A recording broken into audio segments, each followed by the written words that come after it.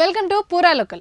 గాంధీ భవన్లో ఏర్పాటు చేసిన యూత్ కాంగ్రెస్ కార్యవర్గ ప్రమాణ స్వీకారం కార్యక్రమంలో ప్రధానమంత్రి నరేంద్ర మోదీ బీసీ కాదని, లీగల్ కన్వర్టెడ్ బీసీ అని తెలంగాణ రాష్ట్ర ముఖ్యమంత్రి రేవంత్ రెడ్డి సంచలన వ్యాఖ్యలు చేశారు.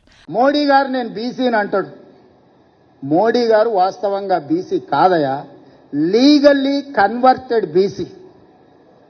నేను చాలా జాగ్రత్తగా ఈ పదం వాడుతున్నా, లీగల్లీ కన్వర్టెడ్ బీసీ. 2001 వరకు ఆయన ముఖ్యమంత్రి కానంత వరకు ఆయన కులము గుజరాత్ రాష్ట్రంలో ఉన్నత వర్గాలలో ఉండే. ఆయన ముఖ్యమంత్రి అయినాక ఆ కులాన్ని తీసుకొచ్చి బీసీలో కలుపుకున్నాడయా చట్టం చేసి. ఆయన పుట్టుకతో బీసీ కాదు, నరేంద్ర మోడీ గారు పుట్టుకతో బీసీ కాదు, పుట్టుకతో ఉన్నత కులము.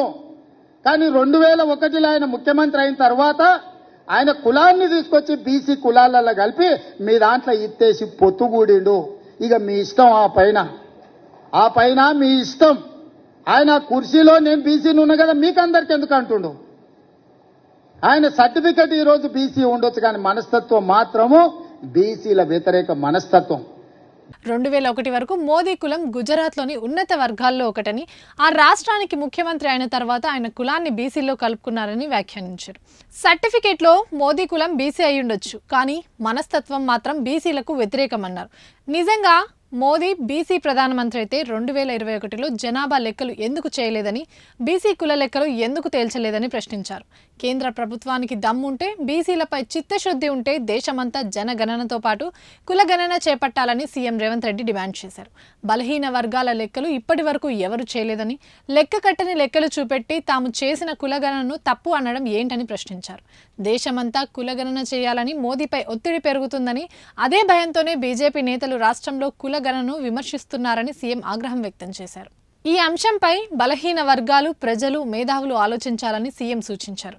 ఏ రాష్ట్రం, ఏ ప్రభుత్వం చేయని సాహసాన్ని తమ ప్రజా ప్రభుత్వం చేసిందని, కులగణన చట్టం చేయబోతున్నామని ఆయన తెలిపారు. ఇంత గొప్ప లక్ష్యం ముందు ఎవరైనా చిన్న చిన్న ఆరోపణలు చేస్తే వాటి గురించి ఆలోచించొద్దన్నారు. మరోవైపు మోదీపై రేవంత్ రెడ్డి చేసిన వ్యాఖ్యలకు రాష్ట్రంలో బీజేపీ నేతలు తీవ్ర స్థాయిలో ఫైర్ అవుతున్నారు. ప్రజల నుంచి తీవ్రమైనటువంటి తిరస్కారాన్ని ఎదుర్కొంటున్నటువంటి మీరు, మీ వ్యవహార శైలి, మీ అబద్ధాలు, మీ మోసాలు ఇంకెంత మోసం చేస్తారు, ఇంకెంత ప్రజల్ని ఆశలు కల్పించి మోసం చేయడానికి ప్రయత్నం చేస్తారు. సంవత్సరం మీద 3 నెలలు అవుతున్నా 2500 రూపాయలు మహిళలకు ఇవ్వలే, మహాలక్ష్మి లేదు, పెళ్ళైన వాళ్ళ కళ్యాణ లక్ష్మి కింద తులం బంగారం 1,00,000 రూపాయలు ఇప్పటిదాకా లేదు. 420 హామీలన్నీ కూడా 420 హామీలు ఇచ్చినటువంటి పద్ధతి అర్థమైపోతుంది. ఇక్కడ ఒక 420 లాగానే మీరు 420 హామీలు ఇచ్చి మోసం చేసిన ప్రజల్ని. మీరా మోదీ గారి గురించి మాట్లాడేది, మోదీ గారి కులం గురించి మాట్లాడేది? మీరు మోసగాళ్ళు.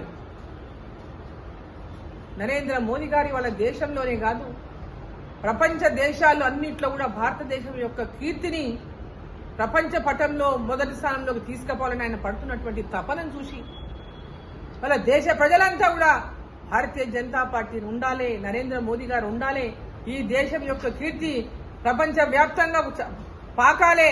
అబద్ధపు హామీలతో ప్రజల్ని మోసం చేసే అధికారంలోకి వచ్చిన మీకు ప్రధాని గురించి మాట్లాడే హక్కు లేదని బీజేపీ నేత డీకే అరుణ అసంతృప్తి వ్యక్తం చేశారు. రేవంత్ కి తెలియక కాదు, కావాల్సుకునే హిందువుల్ని విడదీద్దామని కుల రాజకీయాలను ప్రతిరోజు ఎవడో ఒకటి మాట్లాడుతున్నారు.